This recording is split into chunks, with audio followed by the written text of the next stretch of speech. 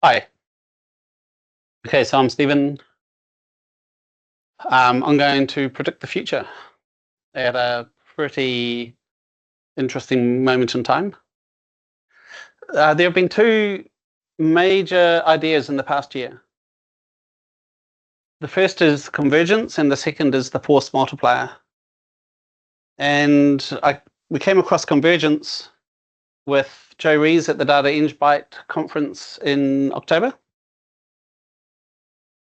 And I was on the late data show about a year ago, and I was explaining something to Chris Tabb, and he said, "Oh, that's the force multiplier." And so I'll explain how those two things impact. And here's a very old idea. The third idea is that Bill Inman's data warehousing ideas around perfect third normal form, which for a long time I've thought, like since the 90s, I was like, why are you doing it in the data warehouse, dude? Why not do it in the operational system? Now, there's reasons why that may not happen, but with the convergence and the force multiplier, moving Bill Immon's ideas into the operational systems as its, I feel like there's the opportunity. So Bill Immon's ideas have pros and cons, and the cons are very big. But with convergence and the force multiplier, I think we can reduce the cons, which are it takes too long.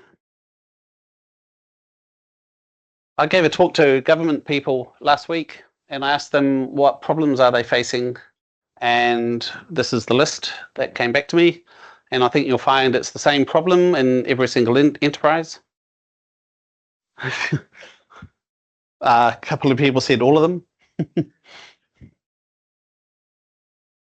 I want to give some perspective and provide you with an engineering timeline. The bridge on the left was designed 2,000 years ago. The Brooklyn Bridge, which is an amazing bridge, was designed in the 1850s. I mentioned this last time I was here last year. Space has gone, in 55 years, has gone from a little tin thing landing on the moon to self-landing rockets. Double entry bookkeeping was designed in the 1500s by the Franciscan monks. We've had 500 years and millions of people perfecting accounting. And it still costs tens of millions of dollars to implement ERP systems. It's just like something going on there. Software has been around for 100 years. Data engineering is a baby. The practice of data engineering is in its infancy. We've only just begun. Databricks is only 12, 13 years old. That leads me to two ideas. The first is, oh my God, does it show? We're not really doing that well. We haven't worked it out. And the second thing is, what an opportunity.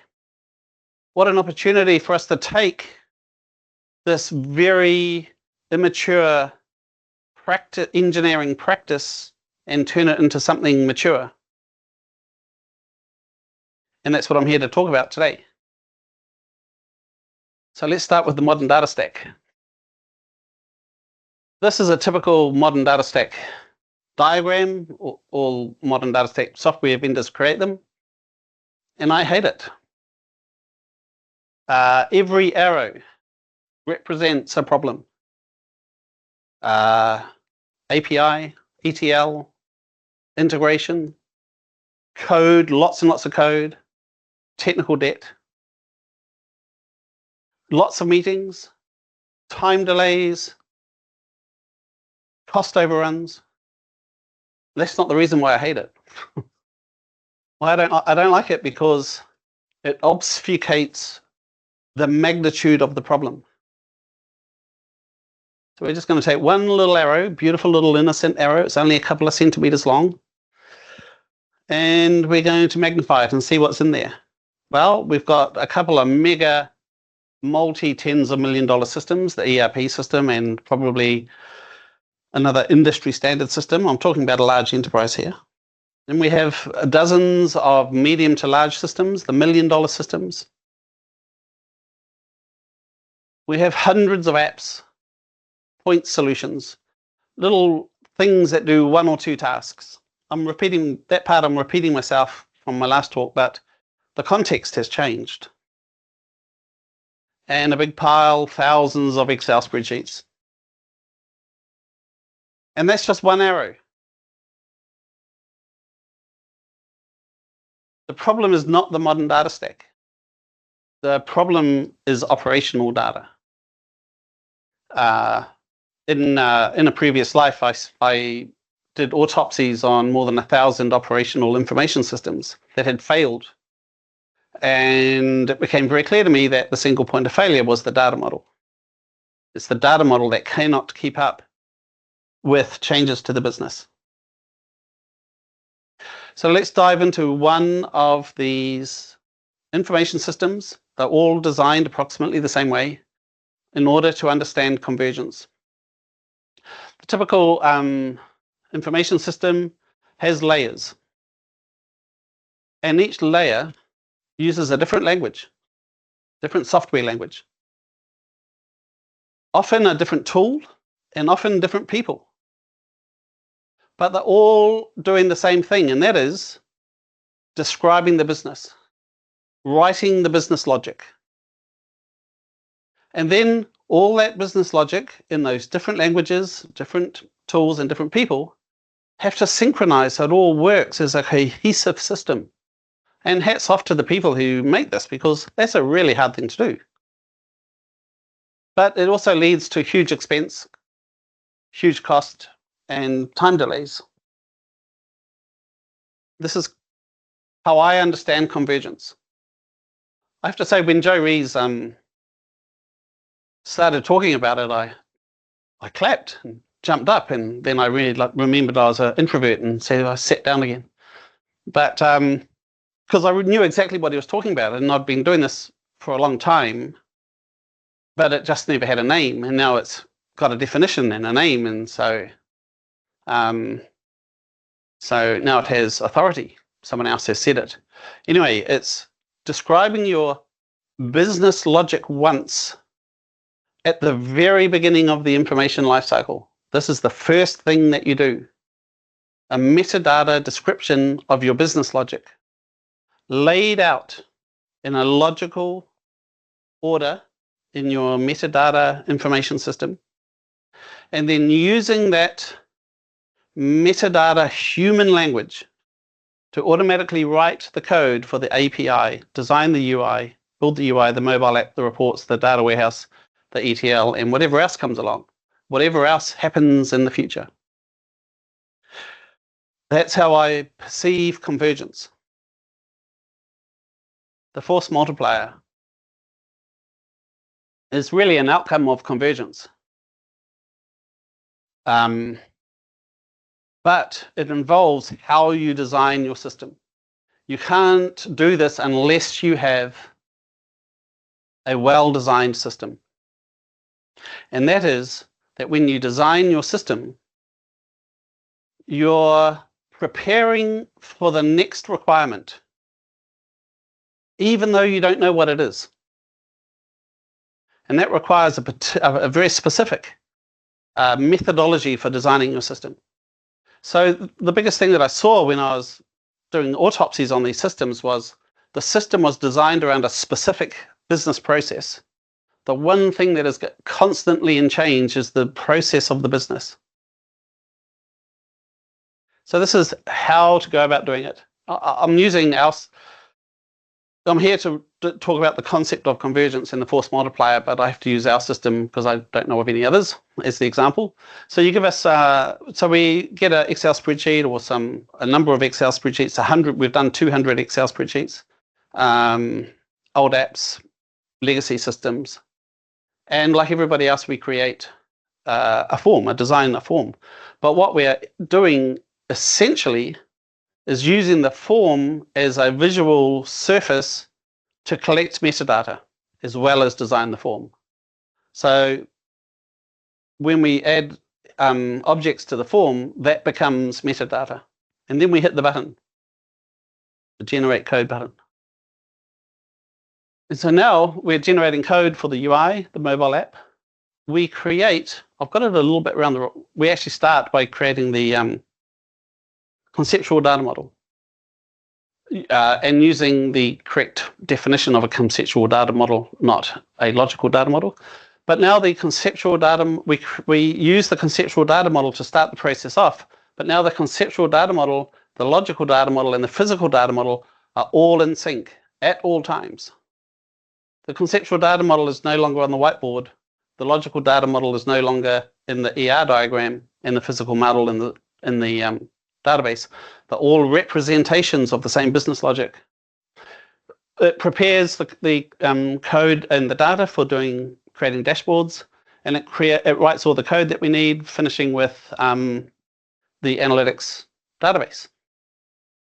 And the reason for that is the operational database and the analytics database is fundamentally and completely the same data. It's just performance tuned in a slightly different way.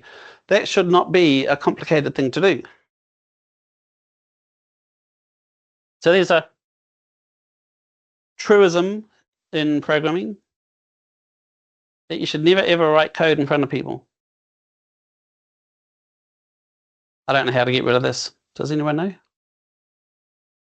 Here we are. So here's a guy talking about pipelines. I'm choosing the month for a specific reason. So here's a guy talking about pipelines. It's going to take him 13 minutes to talk about designing the ETL pipeline. Hold your breath. Done. So what we did there was took that metadata language, grabbed the data, designed the pipeline, published it. It's now in production. And that took 3 seconds. Because it's just another representation of the business logic. I want to talk about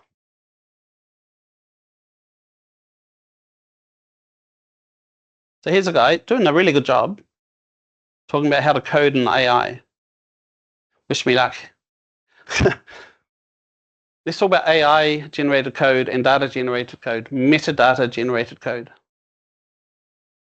AI generated code is pretty cool. You go and do your prompt thing, and then you copy it and paste it into your software development environment, and you tweak it and send it back, and eventually you compile it, you test it, and you deploy it. So what I've done there is just do exactly the same thing using metadata generated code. The difference is, I'll just stop this guy. So we did that in about 20 seconds, and he's doing a very simple task in 15 minutes. The difference is AI generated code. AI is not designed to be accurate. It's designed to be popular. What's the next most popular thing? Metadata generated code, and data in general, is designed with precision, and it's designed and it is deterministic. So you know exactly what the outcome is going to be every single time. So so what we did there was just break down a process and using no tools at all, just using the system itself to generate all the code. And just in order to melt your brain a little bit, we have a metadata system to design the metadata system. It's a self-generating machine. The system that creates the systems also creates the system. So what you can, I'll just and I mentioned that not to just as an indication of what can be achieved when you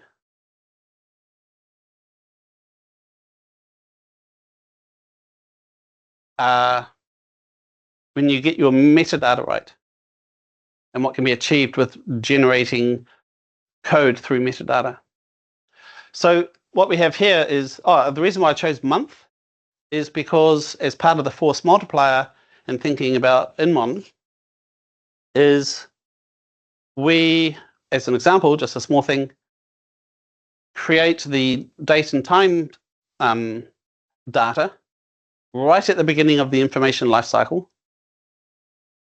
And whenever a record is created, it is automatically, at that moment in time, connected to the time series data and the date series data. So when we automatically send it off to the analytics system, all that work is already done. And so the value, so date series and time series data has great value. Put it at the beginning of the information lifecycle and it has more value. Add convergence and the force multiplier, and everything becomes extremely simple.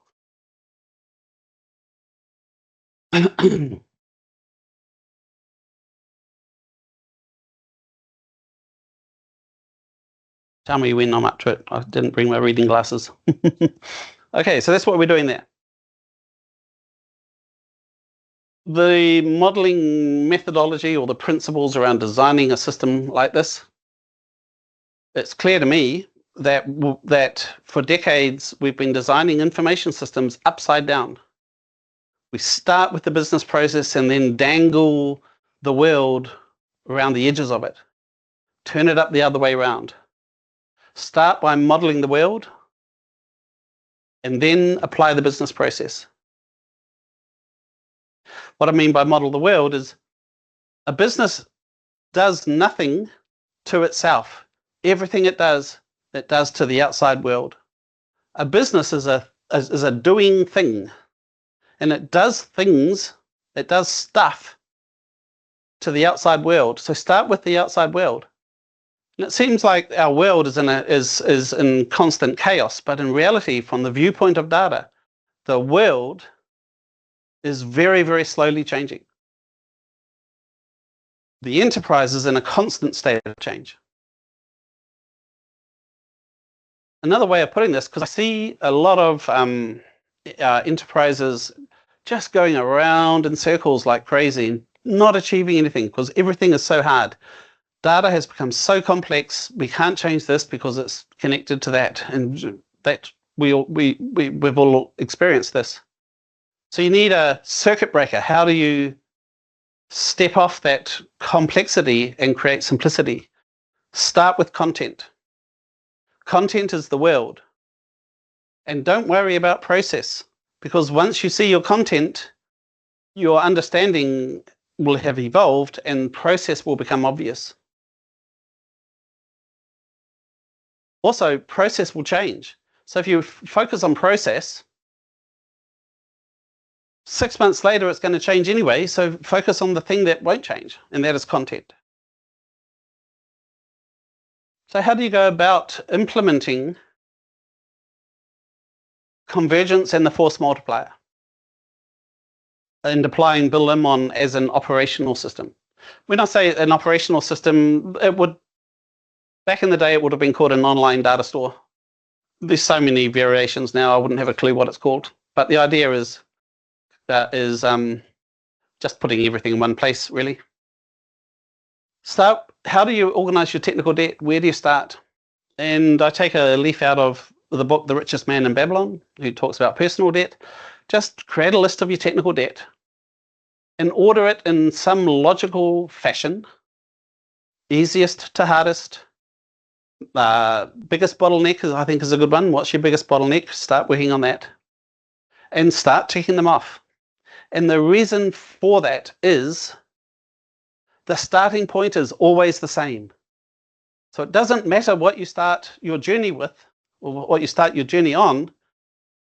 The starting point is the same, and that is content, modeling the world.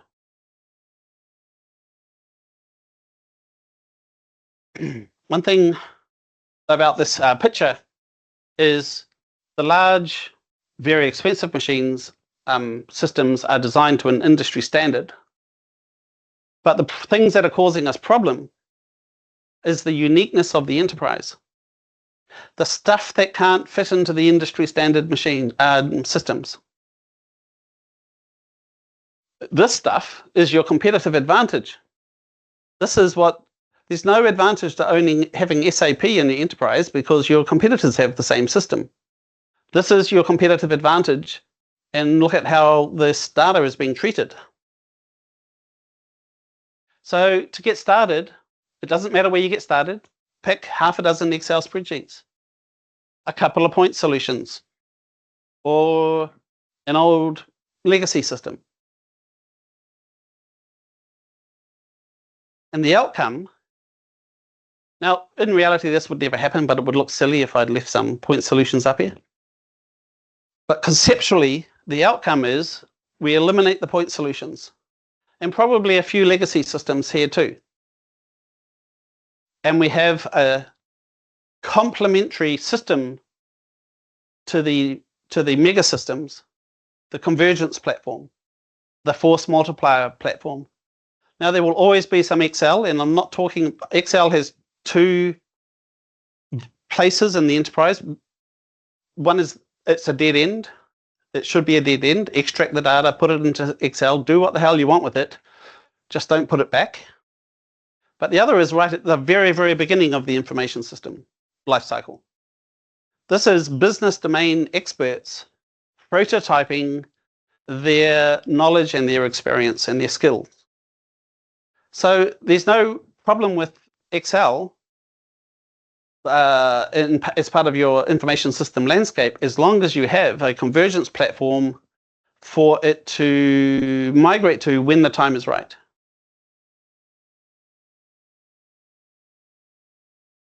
I've told you that. Why should you care as a data engineer? Because you get to do the stuff that's important to you. You don't spend 80% of your time fixing up someone else's crap where they put no consideration into the whole information lifecycle. So as an example, software developers, when they design their systems, their KPI is the system, not the enterprise. And this allows data engineers to shift left, control the operational data layer of the competitive advantage, because we have no control over the industry standard systems. But now you've got control over the competitive advantage data, and it can flow through the entire information lifecycle. And that's what I've been thinking about for the last 30 years.